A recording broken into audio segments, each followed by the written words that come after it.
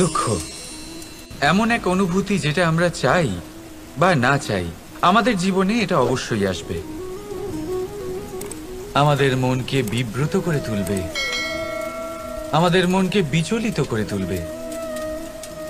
কখনো ভেবে দেখেছেন এই দুঃখ আমাদের জীবনে কেন আসে, কিভাবে আসে? যদি আপনি মন দিয়ে চিন্তা করেন তাহলে আপনি বুঝতে পারবেন যে এই দুঃখের অনুভূতি পরিস্থিতির থেকে বেশি মানসিকতার থেকে বেশি আশেপাশের লোকজনের সাথে জড়িয়ে। কারণ আশেপাশের লোকজনেরাই আপনার জন্য পরিস্থিতি তৈরি করেন, যা ভালোও হতে পারে আবার খারাপও। আপনার আশেপাশের লোকজনেরাই আপনার মানসিকতাকে প্রভাবিত করে, হয় তাকে ভালো করে অথবা খারাপ করে। আমাদের জীবনের অর্ধেক দুঃখ এই কারণে যে আমরা তাদের উপরে আশা রাখি যাদের ওপরে কোনো আশা রাখা উচিত নয়, আর অর্ধেক দুঃখ এই কারণে যে আমরা তাদের উপরে সন্দেহ করি যাদের ওপর সেটা করা উচিত নয়। তাৎপর্য এটাই যে মানুষকে চেনার চেষ্টা করতে থাকুন। যেদিন আপনি এটা বুঝে যাবেন যে কে সুজন আর কে দুর্জন, সেই দিন এই দুঃখ আপনার জীবন থেকে দূরে কোথাও চলে যাবে। রাধা রাধা। কিছুদিন আগে আমরা কথা বলেছিলাম যে আমাদেরকে নিজেদের বিবেকের সাহায্যে সুজন আর দুর্জনকে চিনতে শিখতে হবে। কিন্তু কিভাবে চিনব? কি গুণ থাকে তাদের? সুজন কি সে যে আস্তিক হয়, যে ঈশ্বরকে বিশ্বাস করেন, যে তাকে ভয় পান? নাকি দুর্জন সে যে ঈশ্বরকে বিশ্বাস করেন না, তাকে ভয় পান না, শুধুমাত্র নিজের কাজ করে যান? আপনাকে বলে দিই, এই সুজন না তো আস্তিক হয় আর না তো নাস্তিক, তারা বাস্তবিক হয়। তাহলে আসুন আর বাস্তবিকতাকে চিনুন আর জীবনে শুধুমাত্র আনন্দ লাভ করুন। আর আমার সাথে ভালোবেসে বলুন রাধা রাধা। কখনো আপনি কোনো কুমোরকে দেখেছেন যারা মাটির পাত্র বানায়? প্রথমে সে ভিজে মাটি মাখে, তারপর তাকে গড়ে, তারপর তাকে চাকায় দিয়ে সঠিক আকার দেয়। যদি আকার ঠিক না হয় তা তক্ষুনি ঠিক করে দেয়, কারণ সে এটা জানে যে একবার এটা আগুনের তাপে দিয়ে দিলে, একবার এটা শুকিয়ে গেলে তারপরে এর আকার কখনোই বদলানো যায় না। এখানে লুকিয়ে আছে একটা শিক্ষা, সমস্ত মাতা পিতার জন্য একটা শিক্ষা। মাতা পিতাও তো এরকমই হন, তাদের নিজেদের সন্তানকে সঠিক সময় মতো শ্রেষ্ঠ শিক্ষা দেওয়া উচিত। মাতা পিতা যেন কখনো তাদের বিধাতা না হতে চান, কিন্তু প্রতিটা মুহূর্তে সবসময় চেষ্টা করুন তাদের সঠিক পথ দেখানো, কখনো কোমলতা দিয়ে, কখনো ভালোবাসা দিয়ে, আর কখনো কঠোর হয়ে। তার জীবনকে, তার ব্যক্তিত্বকে আকার দেওয়ার চেষ্টা করুন। কারণ যেমন মাটি একবার শুকিয়ে গেলে তারপর সেই পাত্রের আকার বদলানো যায় না, ঠিক সেইভাবেই আয়ুর বৃদ্ধির সাথে সন্তানের শিক্ষা কখনোই বদলানো যায় না। তা মনে রাখবেন। রাধা রাধা। নদী হোক বা সাগর হোক, নৌকা আমাদের এটা পার করতে সাহায্য করে। এই নৌকা কখনো কখনো ডুবেও যায়। এবারে এখানেই লুকিয়ে রয়েছে একটা শিক্ষা। অটল জলে এই নৌকা থাকে, তবুও ডুবে যায় না। এটা তখন ডুবে যায় যখন সেই জল নৌকায় প্রবেশ করতে থাকে। যখন জলের স্তর আস্তে আস্তে নৌকায় বেড়ে যায়, তখন নৌকা ডুবে যায়। এবার এটা আমাদের সাথেও হয়। বাইরের সমস্ত সমস্যা, সমস্ত বিপদ, সমস্ত সংকট, সমস্ত দুঃখ, এই সব আমাদের ততক্ষণ ভাঙতে পারে না যতক্ষণ না আমরা এদের আমাদের অন্তরে প্রবেশ করতে দিই। একবার এরা প্রবেশ করে গেলে আমরা ভেঙে গড়িয়ে যাব, ডুবে যাব। এই মনে আগেই প্রেম আর বিশ্বাস ভরে ফেলুন। জীবনে যত বড় বিপদই আসুক না কেন, আপনাকে কখনো ভাঙতে পারবে না। রাধা রাধা। হাতের কত রকম রূপ হয়। কিছু স্নেহের সাথে আপনাকে স্পর্শ করে, তো কিছু প্রহার হিসেবে বর্ষিত হয়। কিছু বন্ধুত্বের নামে আপনার দিকে অগ্রসর হয়, তো কিছু শত্রুতার দিকে আপনাকে টেনে নিয়ে যায়। কিন্তু কখনো ভেবে দেখেছেন যে কোন হাত বেশি মূল্যবান। যখন আপনি সফল, যখন আপনি ভালো কাজ করেন, তখন কিছু হাত আপনার জন্য করতালি দেয়, আর কিছু হাত এমন হয় যা আপনার কাঁধ স্পর্শ করে যখন আপনি জীবনে সব থেকে অসফল হন, যখন আপনি ভেঙে পড়েন। তাই করতালি দেওয়া সেই হাত, আপনার প্রশংসা করা সেই হাত, তার থেকে অনেক বেশি দামি সেই হাত যা আপনাকে তখন আশ্বস্ত করে যখন আপনি এমন সময় কাটাচ্ছেন যা আমরা কেউ কাটাতে চাই না। সেটা আপনার সম্বল হয়ে ওঠে, আর এই সম্বলই আপনাকে জীবন অতিবাহিত করার শক্তি প্রদান করে। তাই একে অপরের সম্বল হয়ে থাকবেন, জীবনে সব সময় ভালো থাকবেন। রাধা রাধা। মানুষ, প্রত্যেক মানুষ কাউকে ভালোবাসে, কাউকে ঘৃণা করে, কাউকে সম্মান করে, আবার কাউকে তিরস্কারও করে। মানুষ সবকিছু হতে পারে, সুস্থও হতে পারে, রোগীও হতে পারে, ধনীও হতে পারে, নির্ধনও হতে পারে, বন্ধুও হতে পারে, আবার শত্রুও হতে পারে। যদি কিছু না হতে পারে তা হলো অস্পৃশ্য, অচ্ছুত। ভগবানের কাছে সব থেকে বড় পাপ এই যে মানব শরীর, তা ঈশ্বর প্রদত্ত, তা তার মন্দির। প্রত্যেক শরীরে ব্রহ্মদেব বাস করেন। তাই শরীরের অপমান করা, সেটা ছোঁয়া থেকে দূরে থাকা, এটা কখনো করবেন না। এই জীবনে ছুত অছুত কখনো বিচার করবেন না। পরমেশ্বর যা দিয়েছেন তার সম্মান করতে শিখুন। আর আসুন আমার সাথে ভালোবেসে বলুন, রাধা রাধা। উপহার, উপহার কারোর জন্য বস্তু হতে পারে, তো কারোর জন্য অনুভূতি। কিন্তু এই উপহার সকলের ভালো লাগে। এবার যদি জিজ্ঞেস করা হয় যে উপহার কিরকম হওয়া উচিত, তাহলে কেউ বলবে যে উপহার এমন হওয়া উচিত যার সাথে আমরা সোনা রূপোর তুলনা করতে পারি। কেউ বলবে এমন উপহার হওয়া উচিত যা পেলে কারোর মন খুশি হয়ে ওঠে, সে আনন্দ উপভোগ করে। ব্যক্তি উপহার যা দিচ্ছে তা নির্ভর করছে তার আর্থিক অবস্থার উপরে। কিন্তু উপহার যাই হোক না কেন, তাতে একটা অনুভূতির অভাব কখনোই থাকা উচিত নয়। আর সেই অনুভূতি হলো ভালোবাসার অনুভূতি। তাই মনে রাখবেন, ভালোবাসার থেকে বড় উপহার আর কিছুই নেই। আর যদি ভালোবাসার এই উপহার আপনি লাভ করেন, তার থেকে বড় আর কোনো সম্মান নেই। রাধা রাধা। কখনো কোনো বাচ্চাকে দেখেছেন? কত কিছু ঘটতে থাকে তার জীবনে। শৈশব থেকে বেড়ে ওঠা অবধি অসংখ্য অনুভূতি অনুভব করে সে। কখনো পড়ে যায়, কখনো আহত হয়, কখনো জ্ঞান লাভ করে, কখনো কষ্ট সহ্য করে, তো কখনো আনন্দ উপভোগ করে। কিন্তু মনে রাখে সে শুধুমাত্র আনন্দের মুহূর্তগুলি। এবার শুধু একবার আপনার জীবনের প্রারম্ভের দিকে তাকিয়ে দেখুন, আপনার শৈশবে তাকিয়ে দেখুন। আপনি দেখবেন বেশিরভাগ যেসব স্মৃতি আপনার মনে আছে সেগুলি সমস্ত ভালো মুহূর্তে, খারাপ মুহূর্তের নয়। সেই জন্য শৈশব সব থেকে সুখী হয়, এতে নিশ্চিন্ত থাকা যায়। সেই জন্য আজ আপনি যতই বড় হয়ে উঠুন না কেন, খারাপ স্মৃতি, খারাপ ঘটনা সব ভুলে যাওয়ার চেষ্টা করুন। একবার খারাপ ঘটনা ভুলে যাওয়ার অনুভূতি আপনার হয়ে গেলে তখন মনে রাখবেন, যতই কঠিন পরিস্থিতির মুখোমুখি আপনাকে হতে হোক, তার মোকাবিলা করতে আপনি সক্ষম। রাধা রাধা। উৎসব, পুজো, পার্বণ আমাদের জীবনে উল্লাস ভরে দেয়। এবার দীপাবলির উৎসব এসেছে। আপনি কখনো ভেবেছেন যে এইসব উৎসব যেমন গুরু পূর্ণিমা, দোল, রাখি বন্ধন, এইসব পূর্ণিমার দিনে অনুষ্ঠিত হয়, যখন চাঁদ আকাশে পুরোপুরিভাবে দেখা যায়।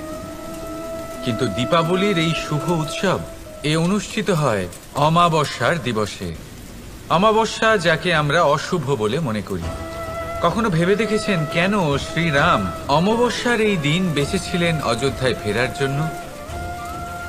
একদিন পরে বা একদিন আগেও তো আসতে পারতেন উনি, কারণ উনি এই সংসারকে একটা বার্তা পৌঁছে দিতে চেয়েছিলেন যে মুহূর্ত নয়, কর্মই আসল। যদি আপনার কর্ম বড় হয়, শুভ হয়, তাহলে অমাবস্যার এই রাতকেও প্রদীপের সাহায্যে আলোকিত করা যেতে পারে। তাই সময় বিচার করা না করা আপনার সিদ্ধান্ত মাত্র, কিন্তু নিজের কর্মের বিচার করা আমার উপদেশ। রাধা রাধা। আসুন এই ছোট্ট গাছটা দেখুন। এই গাছ আমার কাছে অত্যন্ত প্রিয়। আমি এই গাছটাকে ভীষণ ভালোবাসি। এবার ভাবুন, এই ভালোবাসায় আমি ওকে দিনে যদি 6 বার জল দিই, তাহলে কি ওর বিকাশ ঠিক করে হবে? এটা কি ওর জন্য ভালো হবে? কখনোই নয়। এর শিকড় পচে যাবে, এর শিকড়ের জল গ্রহণ করার ক্ষমতা শেষ হয়ে যাবে। তাহলে কি করা দরকার? দরকার হলো একে সঠিক মাত্রায় জল দেওয়া। দরকার হলো সঠিক সময় অন্তর তাকে জল দেওয়া। দরকার হলো একে সূর্যের তাপও সহ্য করতে হবে। দরকার হলো প্রতিটা কাজ যেন পরিমাণ মতো হয়। এবারে এই ভুল বেশিরভাগ মাতা পিতাই করে ফেলে। নিজের সন্তানকে এতটাই ভালোবেসে ফেলেন, আর তাতে সন্তানের প্রতিটা ইচ্ছে পূরণ করেন। তারা প্রত্যেকটা জিনিস তাদের দেন, প্রতিবার তাই করেন। আর এইভাবে সন্তানের বিকাশে নিজেই বাধা হয়ে ওঠে। এরকম করবেন না।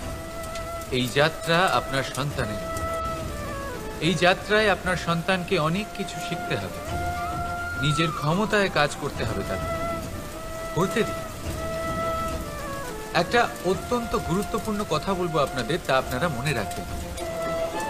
প্রেম আর শত্রুতা অধিক হয় তাহলে তা ক্ষতিকর। প্রতিটা বিষয়ে সমতা বজায় রাখুন। আর আমার সাথে ভালোবেসে বলুন, রাধা রাধা। পাদুকা, খড়ম আমাদের জীবনে কতটা গুরুত্বপূর্ণ হয়। যখনই আমরা এটা পায়ে পড়ে হাঁটি, এটা আমাদের রক্ষা করে কাঁটা থেকে, ছোট পাথর থেকে। এটা আমাদের সুরক্ষিত রাখে।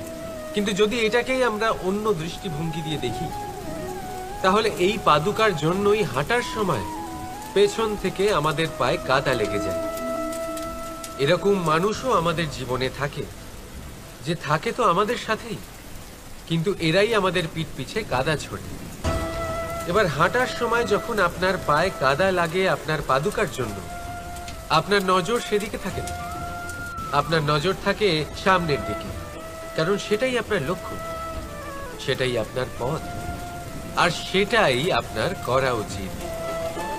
তাই মনে রাখবেন, আপনার পা ধরে সেই টানতে পারে যে আপনার পেছনে রয়েছে, আর আপনার নজর সেখানে নয়।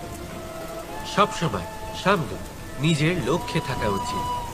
প্রতি মুহূর্তে নিজের লক্ষ্যের দিকে তাকিয়ে থাকুন।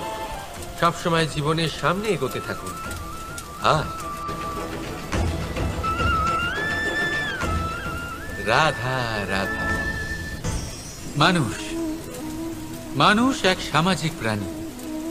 সমাজে ঘোরাফেরা করে, অন্য মানুষ খুঁজে বেড়ায়, সম্পর্ক তৈরি করে, সেটাকে গড়ে তোলে, সুখ দান করে, সুখ লাভ করে, নিজের দুঃখকে কম করে। কিন্তু একটা জিনিস সে বোঝে না, কোন ব্যক্তি আপন আর কোন ব্যক্তি পর। দেখুন, আপন সে নয় যে সুখের সময় আপনার সাথে থাকে। আপন সে যে দুঃখের সময়ে শুরু থেকে শেষ অবধি আপনার সঙ্গে থাকে। তাই খেয়াল রাখবেন, সুখের সময় যে আপনার সাথে থাকে তারা সেই ব্যক্তিগণ যাদের আপনি পছন্দ করেন। কিন্তু যে দুঃখের সময়, সমস্যার মধ্যে, কষ্টের ও একাকিত্বের মধ্যে আপনার সাথে থাকে, আপনাকে সব সময় সঙ্গ দেয়, তারা সেই ব্যক্তি যারা আপনাকে পছন্দ করে। এবারে কাকে আপনি আপন বানাবেন আর কাকে পর, সিদ্ধান্ত আপনার। রাধা রাধা। নাম কত সাধারণ একটা বিষয়।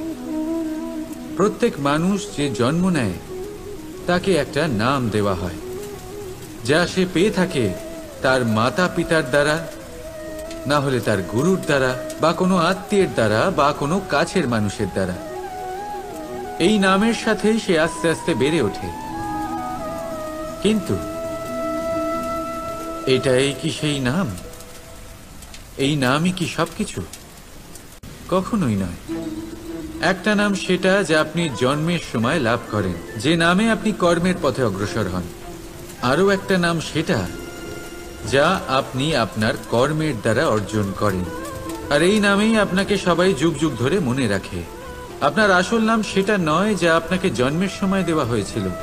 আপনার আসল নাম সেটা যেটা আপনি আপনার কর্ম দ্বারা লাভ করেছেন, কারণ সেই লাভের পেছনে প্রচুর প্রয়াস লুকিয়ে থাকে, অনেক পরিশ্রম লুকিয়ে থাকে। কিন্তু যদি আপনি চান যে মানুষ আপনার নাম মনে রাখে, তাহলে আপনাকে কর্মের পথে অগ্রসর হতেই হবে।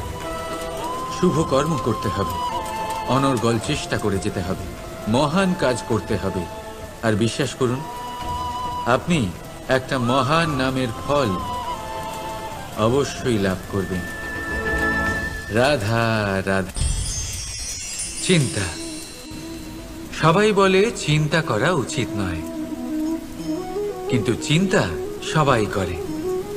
যিনি বৃদ্ধ ব্যক্তি হন, তিনি নিজের অতীতের সাথে বর্তমানের তুলনা করে চিন্তিত থাকেন। একজন যুবক ব্যক্তি ভবিষ্যতের বিষয় চিন্তা করে, নিজের লক্ষ্য কিভাবে পূরণ করা যায় সেই চিন্তায় মগ্ন থাকে। শুধু একজন বালকের না তো তার ভবিষ্যতের চিন্তা থাকে, আর না অতীতের দুঃখ থাকে। আর এরকম কেন? কারণ সে শুধুমাত্র বর্তমান নিয়ে ভাবে, আর তাই সে সব থেকে বেশি সুখী। তাই মনে রাখবেন, যদি আপনি আপনার বর্তমানের বিষয় ভাবেন, তাতে বাঁচেন, সেটাকে ঠিক রাখেন এবং সেটাকে আরো ভালো করে তোলেন, তাহলে আপনার অতীত আর আপনার ভবিষ্যৎ আপনা থেকেই ঠিক হয়ে যাবে। আসুন আমার সাথে ভালোবেসে বলুন, রাধা রাধা। মানুষের কত রকম অনুভূতি হয়, কিন্তু সে সেটাই করে যেটা সে আজ অবধি করে এসেছে, আর এটাই তার সব থেকে বড় ভুল। আপনাকে যদি উদাহরণ দিই, তাহলে একটা গোয়ালা যে ছোটবেলা থেকে একটাই কাজ করেছে, গরুকে চড়িয়েছে, দুধ বের করেছে, সে সারা জীবন সেটাই পাবে, শুধু দুধ। কিন্তু ভেবে দেখুন, যখন এই দুধ কোনো ময়রার কাছে যায়, তখন সে সেটা দিয়ে মালপোয়া বানায়, মাখন বানায়, বিভিন্ন রকমের সুস্বাদু মিষ্টি বানায়, ঘি বানায়। সে বড় কিছু করে, তার বদলে সে বড় কিছু পায়। তাই মনে রাখবেন, যদি আপনি সেটা করেন যেটা আপনি সব সময় করে এসেছেন, তাহলে আপনি সেটাই পাবেন যা আপনি আজ পর্যন্ত পেয়ে এসেছেন। নতুন কিছু করার চেষ্টা করুন, আলাদা কিছু করার চেষ্টা করুন, নিজেকে বদলানোর চেষ্টা করুন, নিজেকে প্রস্তুত করুন, নতুন কিছু করুন। তাই মনে রাখবেন, যদি আপনি এমন কিছু করেন যা এর আগে কেউ কখনো করেনি, তাহলে আপনি এমন কিছু পাবেন যা এর আগে কেউ কখনো পায়নি। তাই নতুন উপায়, নতুন চেষ্টার দ্বারা নতুন কর্মের পালন করুন। নতুন চিন্তা নিজের ভেতরে জাগ্রত করুন, কারণ এই চিন্তাই সত্য হয়ে আপনার জীবনে আসবে। রাধা রাধা। যদি আমি আপনাকে জিজ্ঞেস করি যে এই সংসারে সব থেকে মাহাত্ম্যপূর্ণ বস্তু কি, তাহলে আপনি বলবেন জল। আর একদম ঠিক বলবেন। কিন্তু কোন কারণে? এই জন্য যে সে আমাদের জীবন দান করে? এই জন্য যে সে আমাদের তৃষ্ণা মেটায়? নাকি এই জন্য যে আমাদের দৈনিক কাজ থেকে শুরু করে আমাদের মৃত্যু অবধি কাজে আসে, সব কাজে আমাদের সাহায্য করে? না, এর পেছনে একটা কারণ হলো জলের প্রকৃতি। ভেবে দেখুন, সমুদ্রের এই জল সূর্যের তাপ সহ্য করে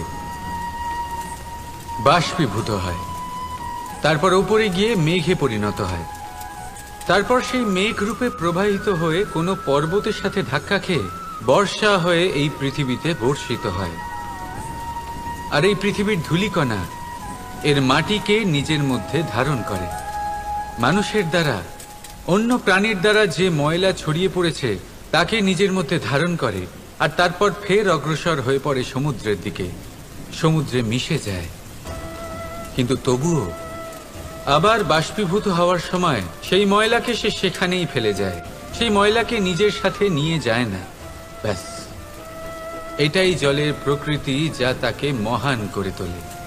আপনিও আপনার জীবনে আপনার কর্ম করুন, মহান কর্ম করুন, ভালোভাবে করুন, কিন্তু সেই কর্মের সাথে যে অহংকার আসে সেটা নিজের মধ্যে প্রবেশ করতে দেবেন না।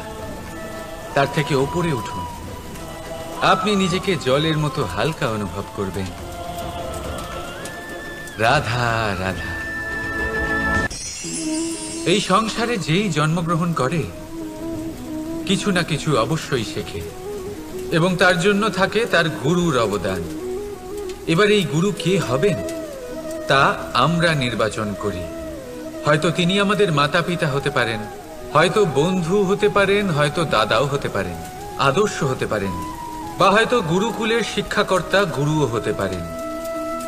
এবার সংসারের এমন কিছু জিনিস আছে যা জগতের কোনো গুরুই শেখাতে পারবেন না, তা আপনাকে সময় শিখিয়ে দেবে। কারণ এই সংসারে সময়ের থেকে বড় গুরু আর কেউ হয় না। এবার সময় আর গুরুর মধ্যে একটা সাদৃশ্য আছে আর একটা তফাতও আছে। সাদৃশ্য হলো যে সময় আর গুরু দুজনেই আপনাকে শেখায়। তফাতেই যে গুরু প্রথমে আপনাকে শিক্ষাদান করে, তারপর আপনার পরীক্ষা নেন। সময় প্রথমে আপনার পরীক্ষা নেয়, তারপর আপনাকে শিক্ষা দেয়। এবার শিক্ষা লাভ করে পরীক্ষা দেওয়া আর পরীক্ষা দিয়ে শিক্ষা লাভ করা এই দুই ভিন্ন বিষয়। আর সব সময় মনে রাখবেন, এই সময়ের থেকে আপনি যা শিক্ষা লাভ করবেন তা সব সময় যত্ন করে আপনার কাছে রেখে দেবেন। কারণ সময়ের থেকে বড়, সময়ের থেকে দামি, সময়ের থেকে অত্যন্ত আধুনিক আর কোনো গুরু নেই। রাধা রাধা। প্রেম আর চাওয়া একই মনে হয়, তাই না? কিন্তু আসলে এরা আলাদা। এদের মধ্যে অনেক তফাৎ আছে। দেখতে গেলে প্রেম আর চাওয়া কখনোই এক হতে পারে না। এবার যদি আপনাকে আমি এক উদাহরণ দিই, যদি আপনি এই ফুলকে চান, তাহলে আপনি এটাকে তার ডাল থেকে ছিঁড়ে আপনার কাছে রেখে দেবেন। কিন্তু যদি আপনি একে ভালোবাসেন, তাহলে আপনি প্রতিদিন এসে এটার শিকড়ে জল দেবেন, যাতে সে আরো প্রস্ফুটিত হয়। শুধু এটাই তফাৎ চাওয়া আর প্রেমের মধ্যে। চাওয়া স্বার্থ হয়ে ওঠে, যেখানে প্রেম প্রেম পরমার্থ হয়ে ওঠে। তাই কাউকে না চেয়ে ভালোবাসুন, জীবন ধন্য হয়ে উঠবে। রাধা রাধা। এই বস্ত্র দেখছেন আপনি? এর কারুকার্য, এর রং, এর সৌন্দর্য কতটা মনোরম, কত স্বচ্ছ, কত নিপুণ এই কারুকার্য। এবার এটাকে আমরা একটু ভেতর থেকে দেখি।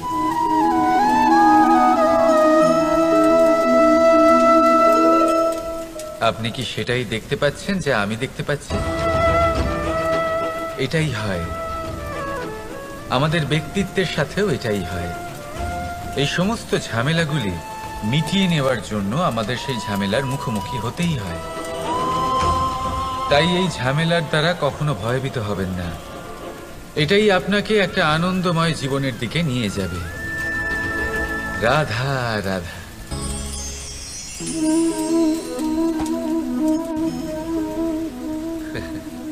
আপনি কি কখনো কোনো গাছের গায়ে পাথর ছুঁড়ে মেরেছেন?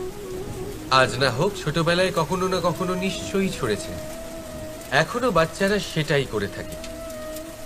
কিন্তু আপনি কি কখনো ভেবে দেখেছেন যে কেন সেই গাছের ওপরই পাথর ছুঁড়ে মারা হয় যাতে ফল থাকে? কোনো সাধারণ বা ফলবিহীন গাছের ওপর এত পাথর কেন ছোড়া হয় না? কারণ খুবই সহজ, আমরা ফল খেতে চাই, আর সেটা পারার জন্য আমরা পাথর ছুঁড়ে সেগুলিকে প্রাপ্ত করার চেষ্টা করি। আর অন্যদিকে সেই গাছ এই পাথরের রূপে বিরোধিতা সহ্য করে, তবুও সেখানেই দাঁড়িয়ে থাকে যেখানে তার অবস্থান।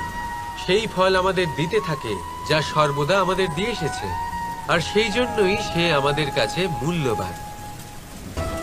তাই মনে রাখবেন, আপনার জীবনেও এরকম অনেক মানুষ আসবেন বা হয়তো এখনই আছে, যারা আপনার বিরোধিতা করেন, যারা আপনার জীবনে সংকট ডেকে আনে, আপনাকে দোষারোপ করেন, কিন্তু আপনার নজর সেদিকে থাকা উচিত নয়। তাই একটা গুরুত্বপূর্ণ সত্য সবসময় মনে রাখবেন, সেই গাছের ওপরেই পাথর এসে পড়ে যে ফল ধারণ করে, যে মূল্যবান হয়। রাধা রাধা। আপনি জীবনে কখনো দেখে থাকবেন অথবা শুনে থাকবেন যে মানুষ যখন দুধ পান করে তার মধ্যে যদি কোনো মাছি এসে পড়ে, সে আর সেটা পান করে না, সেই দুধকে কোথাও ফেলে দেয় সে। কিন্তু ভেবে দেখুন, এখানে পরিস্থিতি একটু আলাদা হলে, দুধের বদলে ঘি থাকলে মানুষ কি করে? সেই ঘি ফেলে দেয় না, সেখান থেকে মাছিটাকে বের করে ফেলে দেয়। এটা দিয়ে আমরা কি শিক্ষা পেলাম? এটাই যে এখানে মাছি গুরুত্বপূর্ণ নয়, গুরুত্বপূর্ণ হলো সেই খাবার, ঘি। এবারে ভাবুন, দুধ আর ঘি এই দুই উৎপন্ন হয় গরু থেকে, তাহলে বেশি মাহাত্ম্য ঘিকে কেন দেওয়া হয়? তার কারণ যে যত বেশি তাপ সহ্য করে সে তত উৎকৃষ্ট হয়, সে ততটা মূল্যবান হয়, এতটাই মূল্যবান যে যদি তাতে কোনো দোষও থাকে মানুষ সেটা গ্রাহ্য করে না। তাই মনে রাখবেন, এই পুষ্টি অপুষ্টি এ শুধুই নাম মাত্র, কিন্তু পরিশ্রম করা, সংঘর্ষ করা, তাপ সহ্য করা, এটা মানুষের অনুভূতি। তাই নাম নিয়ে না ভেবে অনুভূতির ওপরে মনোনিবেশ করুন, তাকে গুরুত্ব দিন। আর আসুন আমার সাথে ভালোবেসে বলুন, রাধা রাধা। ঈশ্বর লতা পাতাকে দাঁড়িয়ে থাকার শক্তি দেননি, ঈশ্বর এই শক্তি দিয়েছেন বৃক্ষকে। এই লতা পাতা বৃক্ষের সাহায্যে দাঁড়িয়ে থাকে, তাতেই বিকশিত হয়। এবার এই লতা পাতা দুই ধরনের হয়। প্রথম সে যে এই বৃক্ষতে বিকশিত হয়, ফুল ফুটিয়ে তোলে, নিজেকেও সুন্দর বানায়, বৃক্ষকেও সুন্দর বানিয়ে তোলে। দ্বিতীয় সে যে বৃক্ষকে পুরোপুরি শুকিয়ে দেয়, তার প্রাণ শক্তি তার থেকে কেড়ে নেয়, আর শেষে নিজেও ধ্বংস হয়ে যায়। তাই মনে রাখবেন, যে ব্যক্তি সবসময় আপনার সাথে থাকে, সবসময় আপনার সম্বল হয়ে থাকে, সবসময় সে আপনাকে সাহায্য করে, আর যদি আপনি তার সাথে ছলনা করেন, আপনার অন্ত নিশ্চিত। এরকম কখনো করবেন না। সেই ব্যক্তিকে ভালোবাসা দিন, সম্মান দিন, আর আমার সাথে প্রসন্ন হয়ে বলুন, রাধা রাধা। যখনই আমরা প্রসন্ন হই, কোনো শুভ অনুষ্ঠান থাকে, আমরা সাফল্য লাভ করি, আমরা সবার আগে আপনজনদের মিষ্টি মুখ করাই। আর এটা ভালোই, মিষ্টি মুখ করালে মনও মিষ্টি হয়ে যায়। কিন্তু এই মিষ্টতা শুধুমাত্র মিষ্টির মধ্যে থাকে না, কারণ এ স্বাদ নয়, এ এক অনুভূতি। জিহ্বার স্বাদ গলায় গেলেই শেষ হয়ে যায়, সেখানে অনুভূতির স্বাদ সারা জীবন মনে থেকে যায়। তাই আপনি যখনই আপনজনদের মিষ্টি মুখ করাবেন, শুধু সেই মিষ্টি দিয়ে কেন, যা কিছুক্ষণের জন্যই থাকে, সেই অনুভূতির দ্বারা, সেই মিষ্টি কথার দ্বারা, সেই মিষ্টি ব্যবহারের দ্বারা সবাইকে খুশি করুন। মানুষ সারা জীবন মনে রাখবে, না থাকবে কোনো তিক্ততা, আর না থাকবে কোনো শত্রুতা। দেখবেন, এইভাবেই আপনি আরো একটা সুযোগ পেয়ে যাবেন মিষ্টি মুখ করার। রাধা রাধা। আপনি এটা দেখতে পাচ্ছেন? আপনি নিশ্চয়ই ভাবছেন এটা জট কি করে বাঁধলো। তার কারণ এই হলো, আমি এই সুতো ঠিক করে গুছিয়ে রাখতে পারিনি। এটার দুটো দিক একসাথে জড়িয়ে গেছে, আস্তে আস্তে পুরোটা জড়িয়ে গেল, আর তারপর দেখুন এমন একটা জট পেকে আছে যে আমি কিছুতেই বুঝতে পারছি না এটাকে খুলবো কিভাবে। তাই মনে রাখবেন, যদি কোনো লম্বা সুতোকে ঠিক করে গুছিয়ে না রাখেন, তাহলে সেটা জড়িয়ে যাবে। এইভাবেই আমাদের জীবনে আমাদের জিহ্বা, আমাদের কথা, যদি এই জিহ্বা আপনারা সামলে না রাখতে পারেন তাহলে শুধুমাত্র কষ্ট পাবেন। তাই নিজের শব্দ এর ওপরে নিয়ন্ত্রণ রাখুন, সর্বদাই ভালো হবে। আর আসুন আমার সাথে ভালোবেসে বলুন, রাধা রাধা। সমুদ্র মন্থন, আমরা সবাই জানি এ কিভাবে হয়েছিল। এই মন্থন থেকে কি কি পাওয়া গেছিল? অসংখ্য রত্ন পাওয়া গেছিল, বিষ পাওয়া গেছিল, অমৃত পাওয়া গেছিল। ঠিক সেইভাবেই আমাদের ভেতরেও একটা বিশাল সমুদ্র রয়েছে, যাকে আমরা নাম দিয়েছি মন। যদি এই মনের মন্থন করা হয় তাহলে এই মন থেকে বিষও বেরোতে পারে আর অমৃতও বেরোতে পারে। তাই মনে রাখবেন, আপনার যে এই জিহ্বা রয়েছে তা বিষও নির্গত করতে পারে, আবার অমৃত, খারাপ কিছুও করতে পারে, যদিও আপনার মনস্কামনা খারাপ নাও হয়। তাই সবসময় যখন আপনার মুখ থেকে শব্দ উচ্চারণ করবেন, এই মনের মন্থন করে তা করুন। আর আমার সাথে ভালোবেসে বলুন, রাধা রাধা। এই ডাল দেখুন, এই সুন্দর পুষ্প দেখুন। এই ডালের সৌন্দর্য হলো এই পুষ্প, আর এই পুষ্পের মেরুদণ্ড হলো এই ডাল। এবার কল্পনা করুন, যদি এই ডাল থেকে এই পুষ্পকে ছিঁড়ে নেওয়া হয়, তাহলে আপনি যাই করুন না কেন পুনরায় জোড়া লাগাতে পারবেন না। এবার যদি এটা আমাদের জীবনে হয়, আমাদের মানুষের, আমরা যদি কিছু পাই তাহলে সেটা সুরক্ষিত রাখি, আর যদি সেটা হারিয়ে ফেলি তাহলে দুঃখে জর্জরিত হই। এবার ফিরে আসি প্রকৃতির কথায়। দেখা যাক প্রকৃতি আমাদের কি শেখায়। এবার যদি এই পুষ্প এই ডালটা থেকে ছিঁড়ে যায়, আর যদি এই ডাল সবল থাকে, তাহলে কিছুদিন পরেই এই ডালে আবার নতুন ফুল ফুটবে। এবার এটা আমাদের জীবনেও ঘটবে, নিশ্চয়ই ঘটবে। সেটাই প্রকৃতি। সেই জন্য জীবনে আপনি যা হারিয়েছেন সেটার বিষয় না ভেবে, যা ফেলে এসেছেন তার বিষয় না চিন্তা করে, ভবিষ্যতে যা আপনি যত্ন করে রাখতে পারবেন, সাবধানে রাখতে পারবেন, সেগুলির প্রতি একাগ্র হন। বিশ্বাস করুন, এই মনরূপী ডালের ওপর সুখের ফুল সব সময় ফুটবে। রাধা রাধা। বৃক্ষের বীজ একটা সর্ষের দানার থেকেও ছোট হয়, কিন্তু যখন এটা বড় হয় তখন একটা বট গাছের মতো বৃহৎ আর মহান হয়ে ওঠে। গঙ্গা নদী, এর প্রারম্ভ হয় একটা ছোট্ট আর সরু স্রোত দিয়ে, তারপর সেটা বড় ধারায় বদলে যায়, তারপর সেটা নদীতে বদলে যায়, আর তারপর মহানদীতে পরিবর্তিত হয়। আপনি কি বুঝতে পারছেন যা আমি আপনাকে বোঝানোর চেষ্টা করে চলেছি? আমি আপনাকে বোঝাতে চাইছি যে প্রারম্ভ করার জন্য মহান হওয়ার কোনো প্রয়োজন নেই, কিন্তু হ্যাঁ, মহান হওয়ার জন্য প্রারম্ভ করা অত্যন্ত প্রয়োজনীয়। তাই শুরু করুন। আপনার ক্ষুদ্র এই প্রারম্ভ আপনার জন্য বৃহৎ হয়ে উঠতে পারে। শুরু করেই দেখুন না, আপনার গন্তব্য আপনার জন্য অপেক্ষা করে আছে। রাধা রাধা।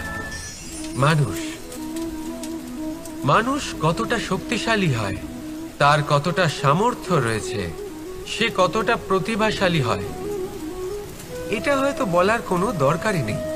আজকের দিনে সবাই জানে যে মানুষ কি না করতে পারে। মানুষ চাইলে সব কিছু করতে পারে। মানুষ যদি চায় মাছের মতো জলে সাঁতার কাটতে পারে। মানুষ যদি চায় হিমালয়ের মাথা নত করতে পারে। মানুষ যদি চায় সমুদ্র থেকে মুক্ত সংগ্রহ করতে পারে। মানুষ যদি চায় তাহলে আকাশের পাখির মতো বিচরণ করতে পারে। মানুষ চাইলে সব কিছু পেতে পারে। সে জ্ঞান, সম্পত্তি, পরিবার, সাফল্য, সব কিছু। যদি কিছু থাকে যেটা সে গ্রহণ করতে চায় না, সেটা হলো তার দোষ, তার ভুল। মানুষ এসব কখনো গ্রহণ করতে চায় না, কিন্তু যেদিন মানুষ তার দোষ বুঝতে পারবে, নিজের ভুল বুঝতে পারবে, সেটা স্বীকার করতে পারবে আর সেটা ঠিক করার পথে অগ্রসর হবে, তাতে সে সফলও হবে, সেদিন সে প্রকৃত রূপে মানুষ বলে গণ্য হবে। সেদিন সে মুক্তি লাভ করবে। ভুল সবাই করে, দোষ সকলের মধ্যে থাকে। সেটা গ্রহণ করুন, তা সংশোধন করার চেষ্টা করুন, জীবনে এগিয়ে যেতে পারবেন। আর আমার সাথে ভালোবেসে বলুন, রাধা রাধা। ধন আর মানুষের মনের মধ্যে একটা সম্পর্ক রয়েছে। সেই একই সম্পর্ক রয়েছে সুযোগ আর প্রয়াসের মধ্যে। মানুষ বলে, যদি আমি একটু ধন লাভ করি তাহলে আমি কিছু করতে পারি। ধন বলে, যদি তুই কিছু করিস তবে তোর কাছে আমি আসব। মানুষ বলে, আমি কোনো সুযোগ পেলে তবেই তো চেষ্টা করব। আর সুযোগ বলে, তুই প্রয়াস কর তবেই তো আমি দেখা দেব। সবসময় জীবনে সেই কামনা করবেন না যা আপনি অন্য কারোর থেকে বা এই সংসারের থেকে নিয়তির সাহায্যে পেতে পারেন। মনোসংযোগ করুন নিজের কর্মের ওপর, মনোসংযোগ করুন তার ওপর যা আপনার হাতে আছে। অনবরত চেষ্টা করুন, না কোনো আশা করে, না কোনো আকাঙ্ক্ষা নিয়ে। আর তারপর এই জীবনকে দেখুন, সে সফলতা হোক বা সুখ, সে ধন হোক বা হোক সুযোগ, সব নিজে থেকেই আপনার কাছে আসবে। রাধা রাধা। এটা দেখতে পাচ্ছেন? আপনি নিশ্চয়ই জানেন এটা কি। এটা বড়ই বিচিত্র এক বস্তু। এটা হলো কয়লা। আমি একে বিচিত্র এই কারণে বলছি, ভেবে দেখুন, যদি এটা গরম হয় আর আপনি এটাকে ধরে ফেলেন, এটা আপনার হাত পুড়িয়ে ফেলবে। আর যদি এটা ঠান্ডা হয় আর আপনি এটা ধরেন, তাহলে এটা আপনার হাতে কালি লাগিয়ে দেবে। অর্থাৎ যে কোনো পরিস্থিতিতেই, যে কোনো রূপেই থাকুক না কেন, গরম হোক অথবা ঠান্ডা, এটা কোনো না কোনো ভাবে আপনার ক্ষতি অবশ্যই করবে। এরকমই হয় খারাপ মানুষজন, বদ সঙ্গ, ঠিক কয়লার মতো। আপনি যদি কিছু নাও করেন, যাই হয়ে যাক, এরা যদি আপনার কাছে থাকে, তাহলে কোনো না কোনো ভাবে জীবনে আপনার কোনো না কোনো ক্ষতি অবশ্যই হবে। তাই নিজের জীবনে সবসময় সঙ্গতের নির্ণয় অত্যন্ত ভেবেচিন্তে করবেন। সাথে ভালোবেসে বলুন, রাধা রাধা। কখনো কখনো অন্ধকারের সাথে লড়াই করার জন্য আমরা প্রদীপ জ্বালাই। এতে প্রথমে সলতে রাখি, তারপর তেল ঢালি, তারপর আগুন জেলে এটা প্রজ্বলিত করি। তারপর একটা সময় আসে যখন এই প্রদীপ নিভে যায়। কারণটা কি? কারণ কি এটা যে প্রদীপের প্রকাশমান হওয়ার ক্ষমতা সমাপ্ত হয়েছে? না।